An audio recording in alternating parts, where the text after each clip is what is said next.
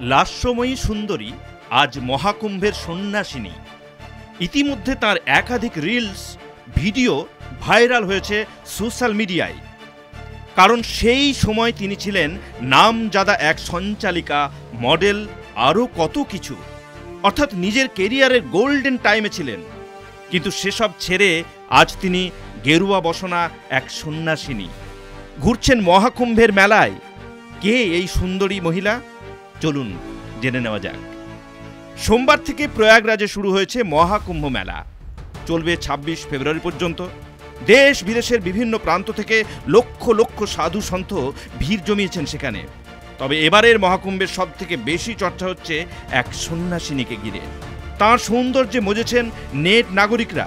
তিনি হলেন সাধ্বী হর্ষা। কেউ বলছেন সংসারের মায়া ত্যাগ করে তিনি বেছে নিয়েছেন সাধ্বীর জীবন।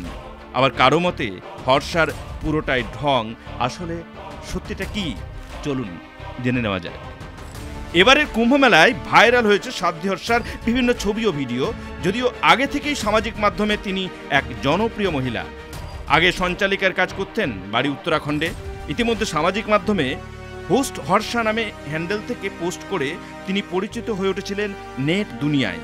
তবে তাঁর দাবি, বছর দুয়েক আগে তিনি আচার্য মহামণ্ডলেশ্বরের কাছে দীক্ষা নিয়ে সন্ন্যাস গ্রহণ করেছেন।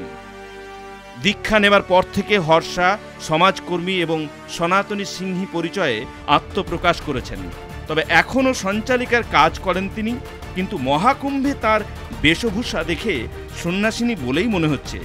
তাই স্বাভাবিকভাবেই অনুরাগীদের মনে জমেছে কৌতূহল, কেন এমনটা করেছেন হর্ষা? এর উত্তরে হর্ষা জানিয়েছেন, আমার যা প্রয়োজন ছিল তা ছেড়ে দিয়ে এই পথ গ্রহণ করেছি। আমি অভ্যন্তরীণ শান্তির জন্য একজন সাধ্বীর জীবন বেছে নিয়েছি। গত ২ বছর ধরে সাধ্বীর মতো জীবন যাপন করছেন হর্ষা, এমনটাই জানিয়েছেন তিনি নিজে। একটি সাক্ষাৎকারে হর্ষা বলেন, অভিনয়, অ্যাঙ্কারিং থেকে বিশ্ব ভ্রমণ, যখন আপনি জীবনে অনেক কিছু পেয়ে যাবেন তখন বুঝতে পারবেন যে এর মধ্যে কোনোটাই সত্যিকারের শান্তি আনে না।